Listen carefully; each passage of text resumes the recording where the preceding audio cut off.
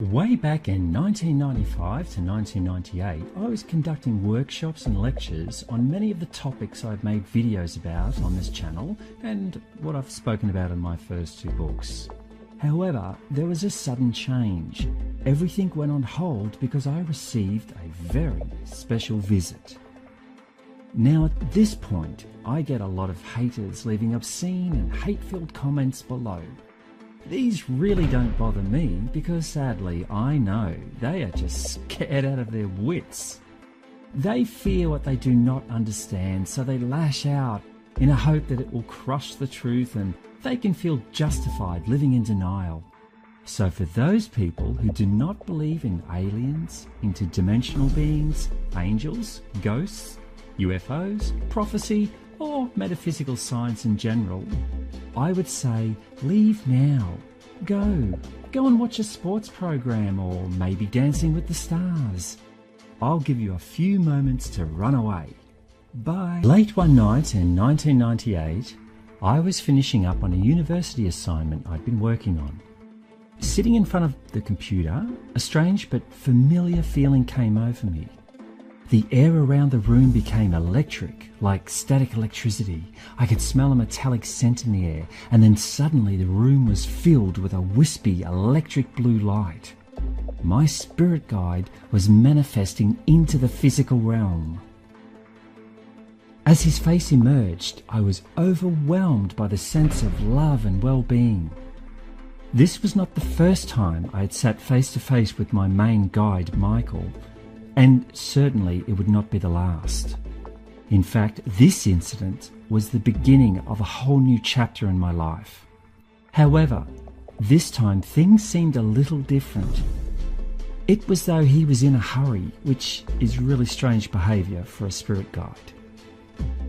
As he smiled at me, he said, "I am here to ask you for your permission to allow some messengers to speak with you.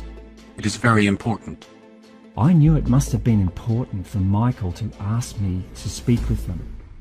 This all went back several years earlier when, after a particular incident, I made up a new rule. No entity, no matter who they are allowed to contact me in any way, shape or form directly without first going through Michael. He was now my gatekeeper, so anyone from a non-physical realm had to go via him to get to me. So with 1,000 thoughts racing through my head and my heart ready to jump out of my chest, I said yes. He continued, "There will be 2 entities coming through shortly to deliver their message. It is not easy for them to come here. I will keep my presence with you, however, your focus must remain on them. Daniel, I say again, this is very important." "Well, who are they?" I pondered. "Pleiadians," Michael replied before fading out of view. Keeping his presence with me meant he was still in the room but out of physical view. Just a little reassurance and a bit of moral support for me.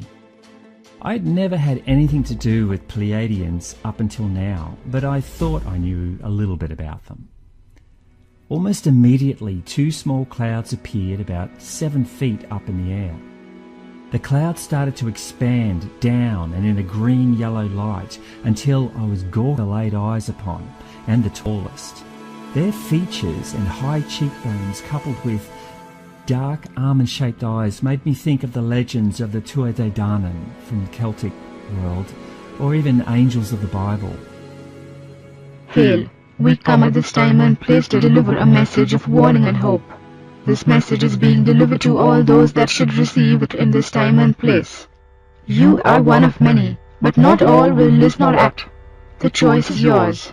We deliver this message in accordance with the universal law, and without impedance to free will. Do you agree to accept this message?"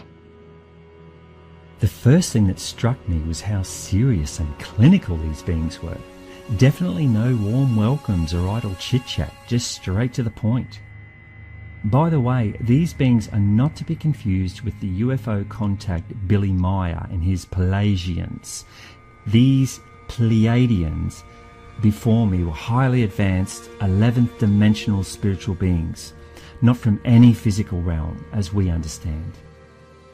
I confirmed my acceptance to review their message, and they continued. There is much information to deliver. Observe your viewing device.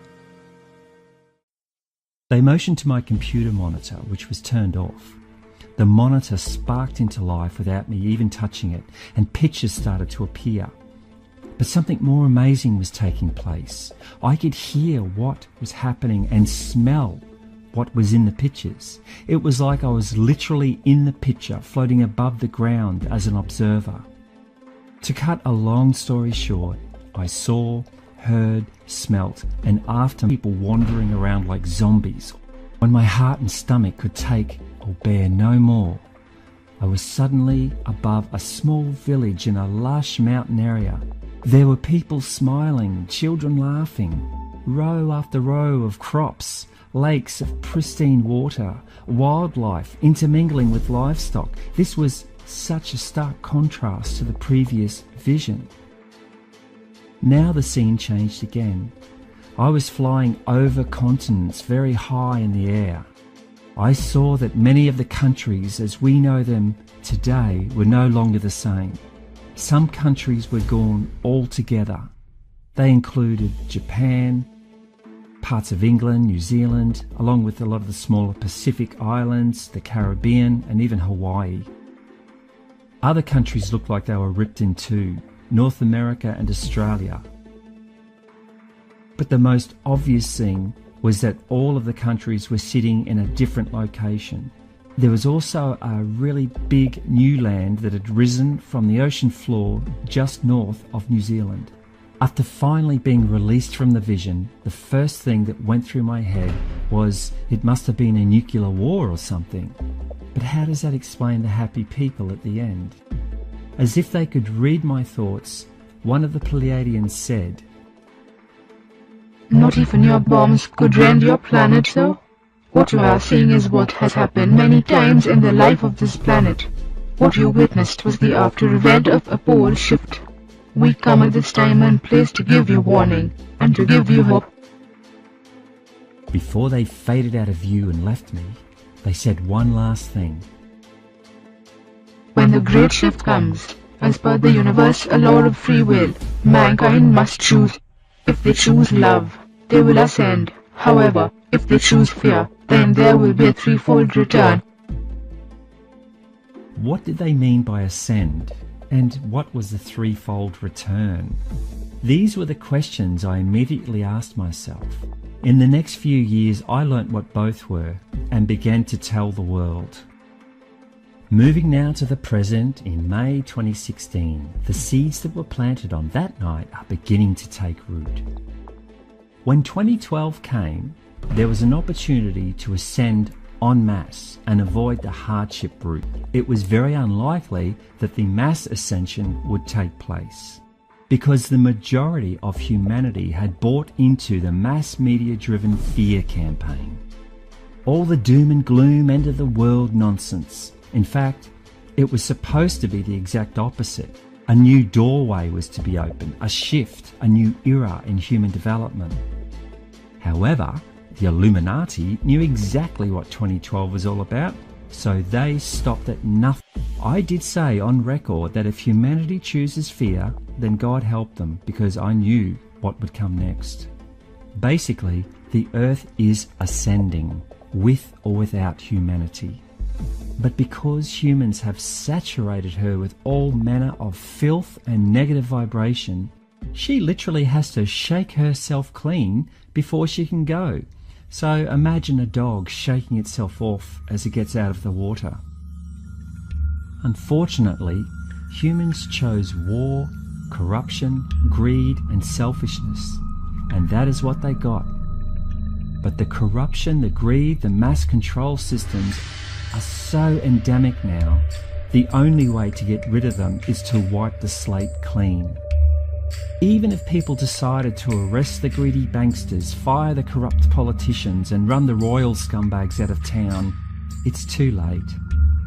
If you remove one, there are 10 more to fill the vacuum and take their place. The average person is happy to just let someone else run things, even if they are doing evil and corruption. Indeed, there are too many people who would stand and fight to keep these institutions going. And there lies the whole problem.